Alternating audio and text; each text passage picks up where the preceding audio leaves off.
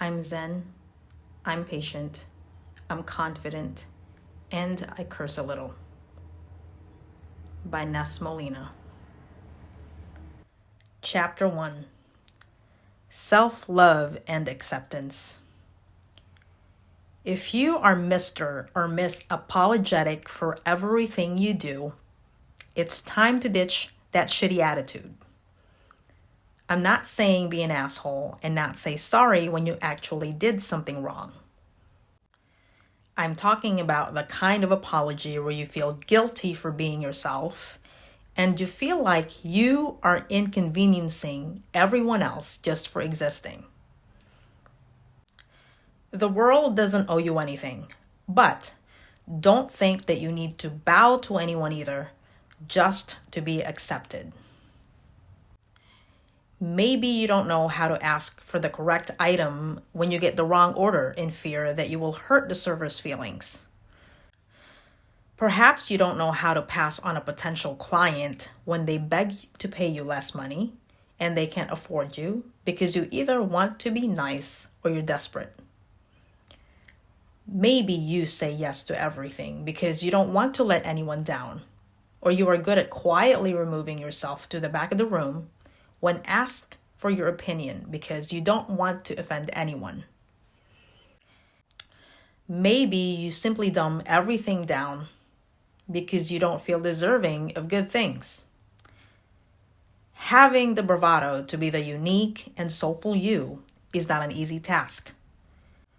There will always be that feeling of wanting to belong until we have the courage to truly love ourselves inside and out, flaws and failures included. Two of the things that take away our own uniqueness are guilt and shame. They go together like peanut butter and jelly. Add to the fact that we now live in a world where eyes are watching and everyone seems to just be waiting for us to trip and faceplant. Strangers who know nothing about our past and what we are going through at the moment have their phone cameras at the ready to humiliate someone for likes and attention. For some of us, we duck and reject the idea that we could be different, imperfect while still being worthy of love and success. For others, it's not so much about fitting in, but rather blending in so that they wouldn't be the center of attention because standing out is too much pressure. They hide their talents and go for the ordinary, but deep down they are truly unhappy because they simply want the courage to show what they have to offer to the world. That courage begins with a slather some honey on me, full-on love for yourself. Without that, the fuck yeah attitude hiding inside will never come out. And courage is the audacity to say, to hell with whoever doesn't like me. I don't know if you've heard of this quote, but it rings true. Confidence isn't, they will like me, but rather, I will be just fine and dandy if they don't. Of course, I added my own sass to that. Self-love is more than just buying yourself a dress when you want to make yourself feel good, even though that falls in the category of loving on you and the physical body you received to experience life here on earth. It is being able to go through the darkness, confront the changes you need to make to finally get what you deserve, and be able to truly know your identity. Self-love is when you don't deny yourself just what your heart desires and refuse to sit in a corner because you've decided that you are not going to quit pursuing joy. You accept your past, allow yourself to live in the moment, while you recognize the things that you want for the future, and you allow yourself the opportunity to make the changes. Many of us have fallen into the trap of being unkind to ourselves. We make a mistake once and we immediately slap the label of being a screw up on our foreheads, when in reality, we can correct anything we have ever done. Because we feel inadequate, we then tend to apologize for everything, and that's how we allow all the imperfections of our lives to beat us down. The spiral starts from the way we view and talk to ourselves. It's funny that we get so worried about hurting others, and yet we don't even bat an eye when we tell ourselves just how much of an idiot we are for doing something that we later realize is not even a big deal. We develop anxiety over the simplest things because we don't want to appear as a failure. What would it be like to bask in the glory of your awesomeness? The answer lies in knowing you can be a work in progress while already acknowledging the things that make you feel giddy about yourself. Don't even get me started and tell me that you love nothing about yourself. I am pretty sure you'd be lying if you said that.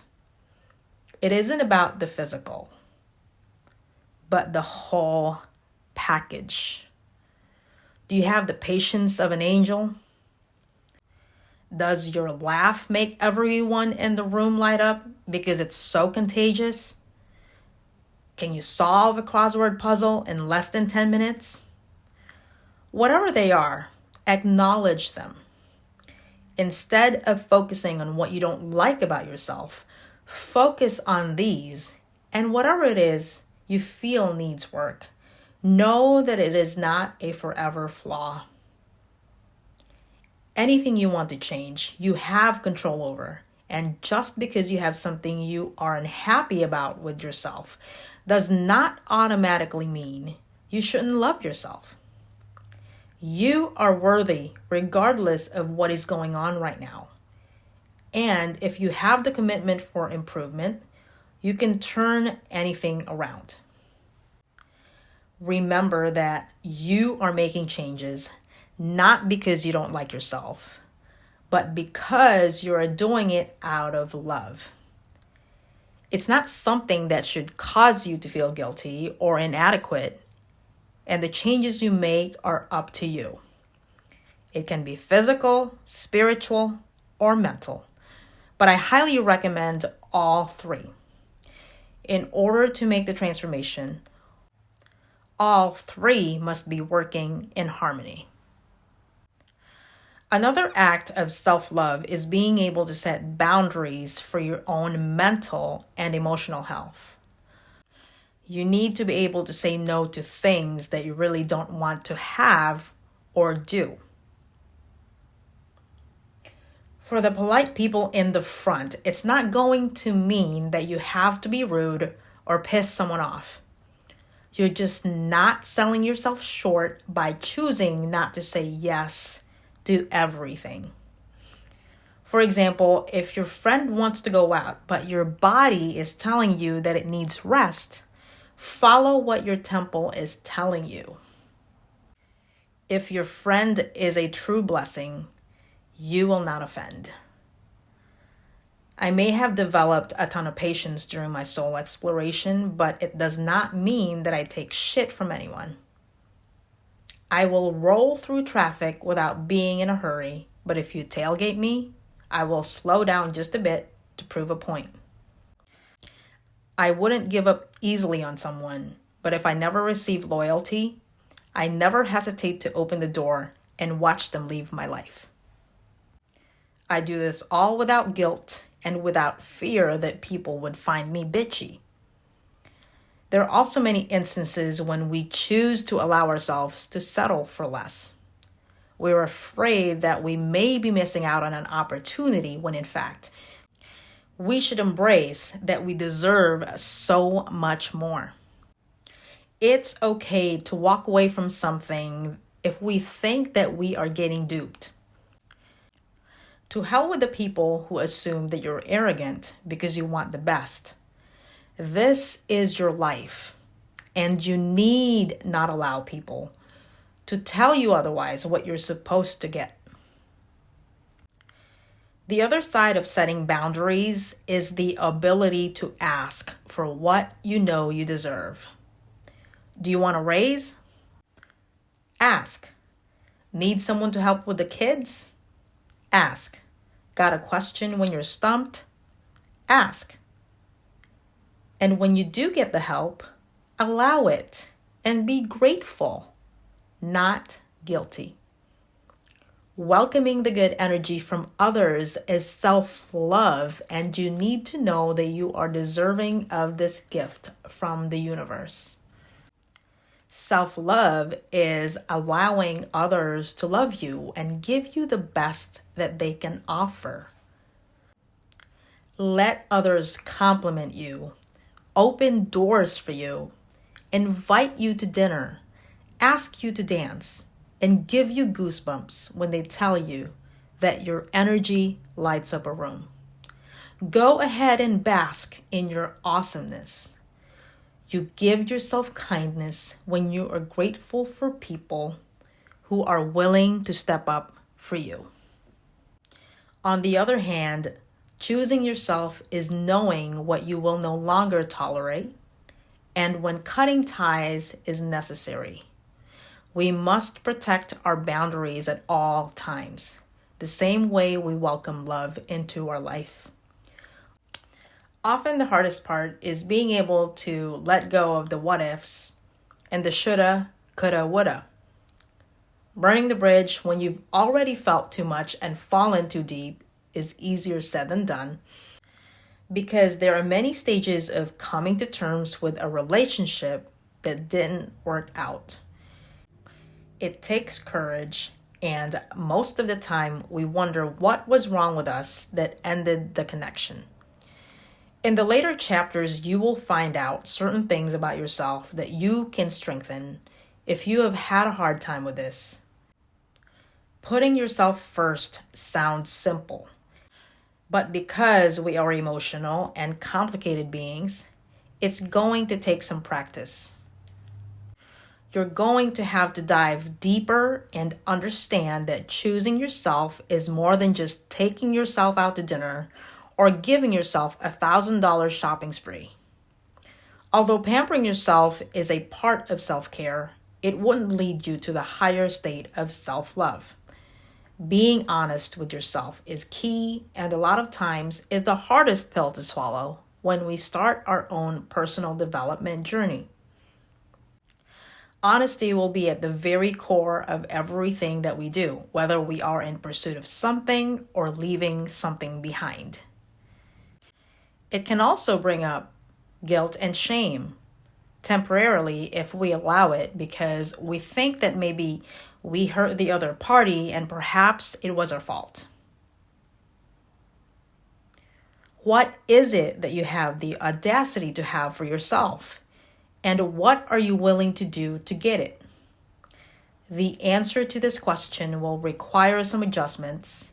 And let me be clear that adjustments do not mean perfection. This is when self-acceptance comes in, and there are two sides to this. The first one is knowing what you choose not to change in yourself, and the other is knowing what it is that you do need to change, which is the adjustment that I'm talking about. I believe thinking that we have nothing to change in ourselves is simply toxic positivity.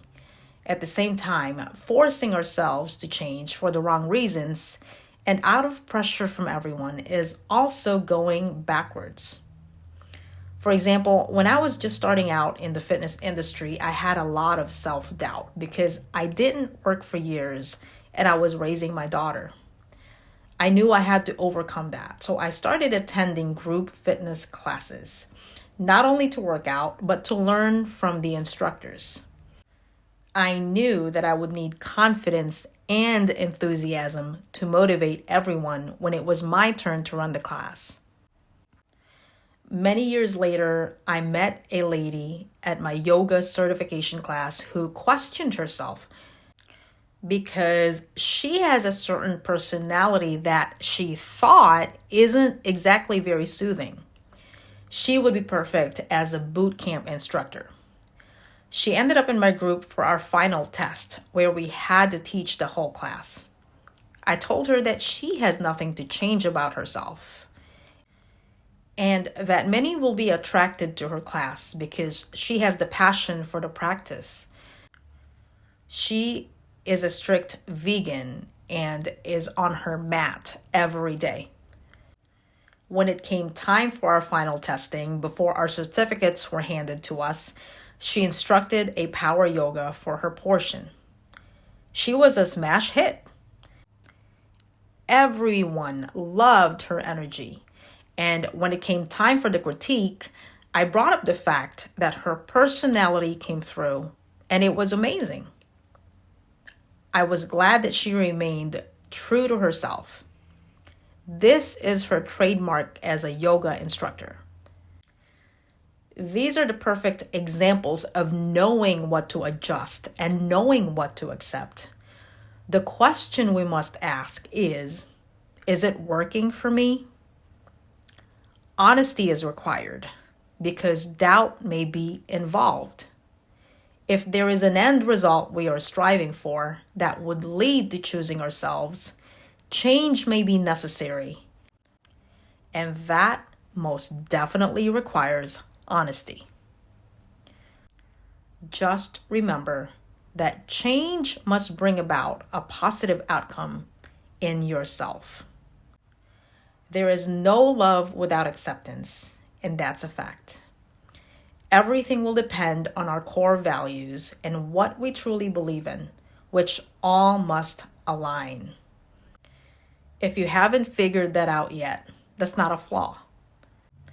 Perhaps you've just been exposed to things that were forced on you, and maybe you have not explored your soul deeply as you should yet. It's always best to take your time when trying to figure yourself out. Acceptance is the freedom of changing or remaining the same. Just remember that it shouldn't lead to sabotage. But if it doesn't end well for some reason, know that you can adjust again. Sometimes this journey does not have a destination because we are an ever-evolving species. We gain wisdom as we grow old, and we learn so many things as we tread through life. Whatever you decide later on in life, just make sure that you are not straying away from yourself because you are allowing others to pull you away. It's good to learn from people with different beliefs, but it's not healthy to follow them just to be accepted. We will talk about this deeper in later chapters. But for now, I hope this one created a little spark in you and that it got you excited to keep reading. Self-love is a journey that will contain many emotions, and it will be up to you to cultivate whatever suits your soul. But I do hope that you choose the ones that elevate and encourage you to live the best life. There are others that will intentionally make you question your worth and blur your vision as to who you really are. Fill yourself with wisdom and spend time with yourself so that when that time comes, you won't hesitate even for 1 second to declare just how much you know what you're made of. Look within you so that you're able to align your actions with your values, and doubt will never creep in. Be original, but open to learning new things. And gatekeep your identity so that you attract experiences and people that are right for you. Remember that self-love is choosing you. It doesn't mean screwing others to get what you want. It's welcoming the chances that you are able to give yourself, knowing that you don't need to accept anything less than you deserve. Being honest to what you truly want, giving yourself the opportunity to have it, and acknowledging that setbacks are a part of the process.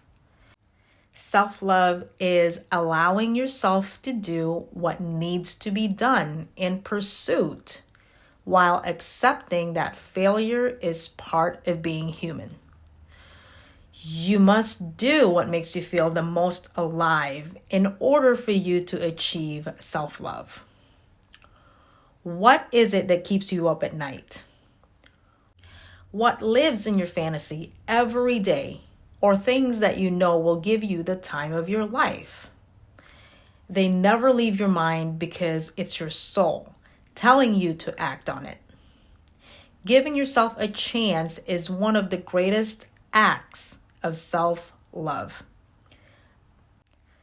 Your journey must begin here to tap into a life best lived. Let's keep diving in.